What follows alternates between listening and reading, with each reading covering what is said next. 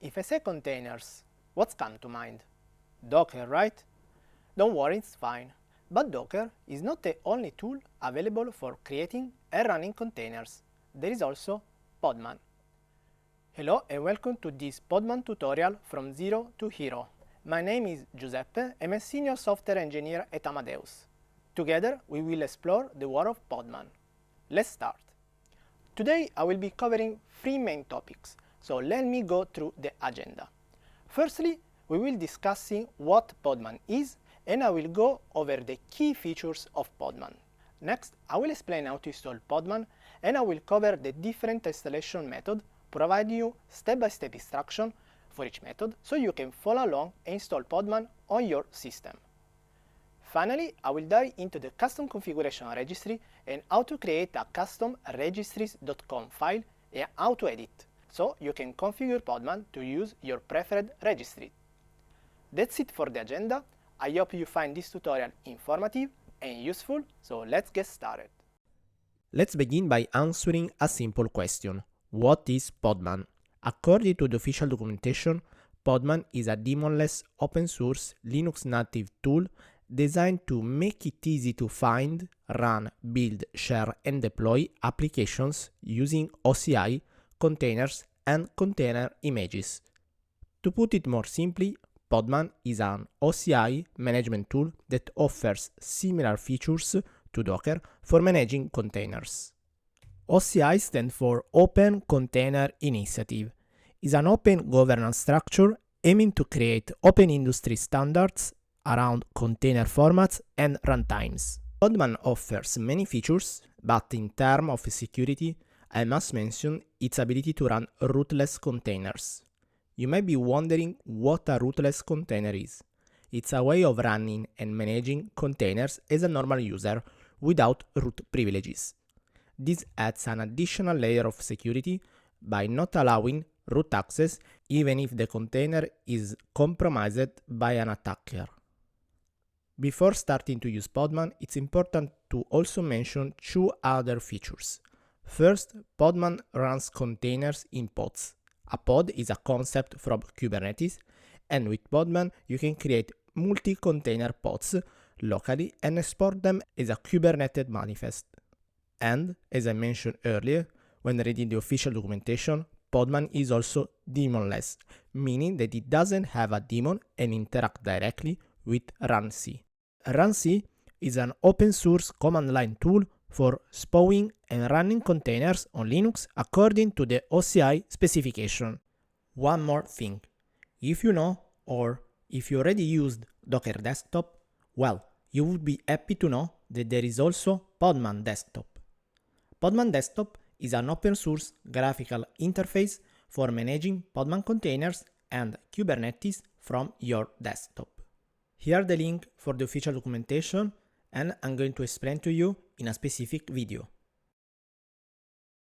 Before you start using Podman, you need to know how to install it on your local machine. In this tutorial, I will install Podman on Ubuntu 20.04 and macOS, but I will explain also the commands for installing it on Windows machine. Let's get started. To install Podman on Ubuntu, you need to use two different commands, sudo apt update and sudo apt install Podman. After running these two commands, you can check the installed version of Podman using the command podman info and podman version. I'm inside the Linux machine, Ubuntu version 22.04, and I use the first command, sudo apt update.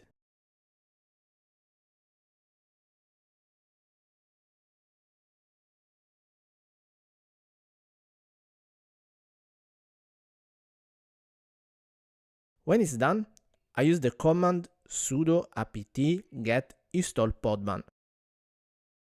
Yes, to confirm the installation.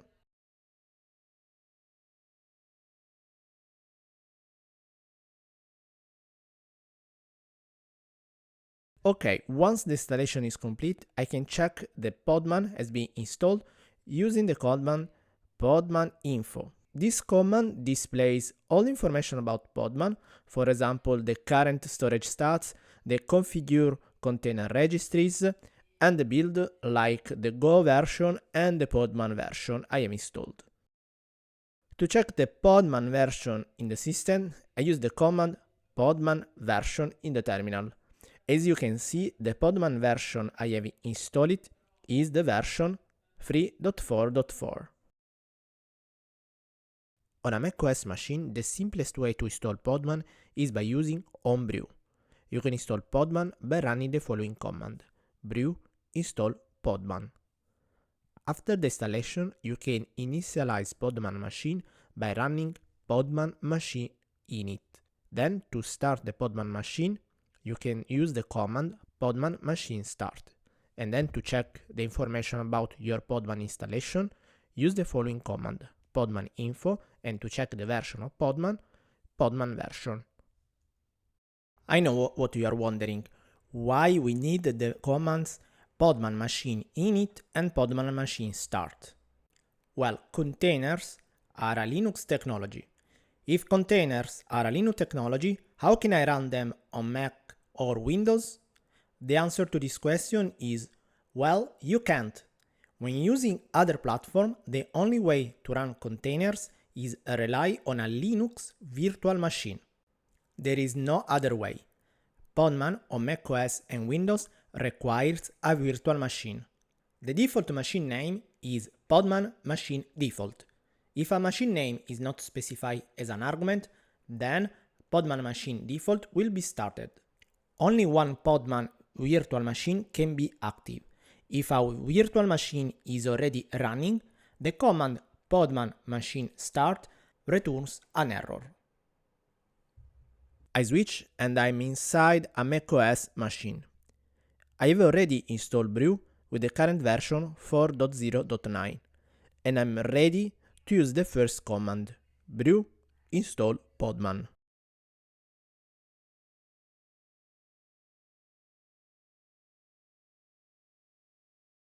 Okay, once the installation is complete, I can initialize Podman machine with the command podman machine init. With this command, I can download the VM image.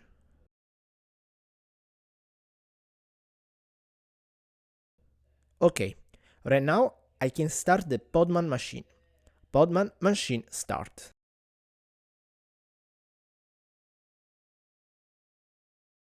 Perfect, the machine with the name podman machine default started, and as you can see in the log, is currently configured in rootless mode. Now I want to check the information about Podman. Podman info. The output format is the same that I got in Ubuntu, but with different value. For example, the Go version, in this case 1.19, and the Podman version 4.4.2. In case I want to see only the current Podman version I am installed in this macOS machine, I can type Podman version. To install Podman on a Windows machine, go to the official GitHub repository and download the executable file. Once the download is completed, run the file to install Podman. After the installation, Podman will be added to your path, and you will be able to run the following commands: podman machine init, podman machine start, podman info, and podman version. One of the popular container registries is Docker. However, you can also use other registries like GitHub Container Registry, Red Hat Container Registry, or your company's private registry thanks to the Podman Container Registry configuration. This file is located in the path /etc/containers/registries.conf. Podman uses this file when you pull or push an image. Every time you attempt to connect with a container registry, this file is used by Podman. Instead of changing the default registry configuration, you can have a different configuration for your user. It's simple to create a separate registry.conf file in your user directory with your custom configuration.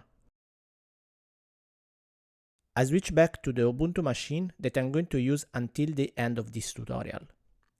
I can open the default registry to start configuring the Podman container registry.conf. In this configuration file, I can uncomment the lines or add a new line with a custom configuration. Once done, I save and close the file. I don't want to change the default registry.conf, but instead I want to create a separate registry.conf file in my user directory. First, I have to create the folder containers inside the .config folder.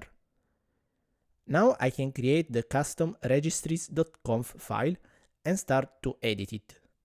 Okay, inside this file I can add a custom configuration specifying all container registries for the category registry.search.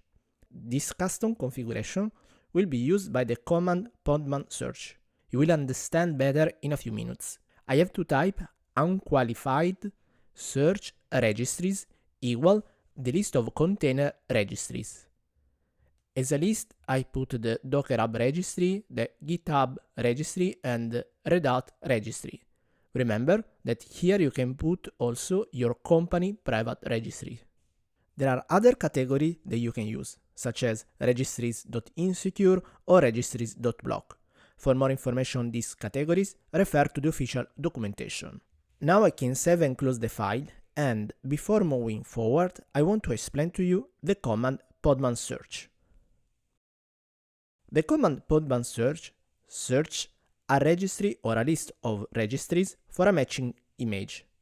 You can specify which registry to search by prefixing the registry in the search term, for example, docker.io/library/ the image name. By default, all unqualified search registries in the registries.conf are used. I switch back inside the terminal to use the podman searching the classic image busybox. Podman search busybox. Here is the list of all registries I can use to pull the image busybox, and these registries are that one that I've previously added in my custom registry.conf. Thank you for watching the first part of the Podman tutorial from zero to hero. I hope that you find this video informative and useful for your containerization journey. Stay tuned for the next part of the tutorial, where we will dive deeper into Podman's features and functionalities. And don't forget to subscribe to our channel for more exciting videos. Thanks again and see you soon.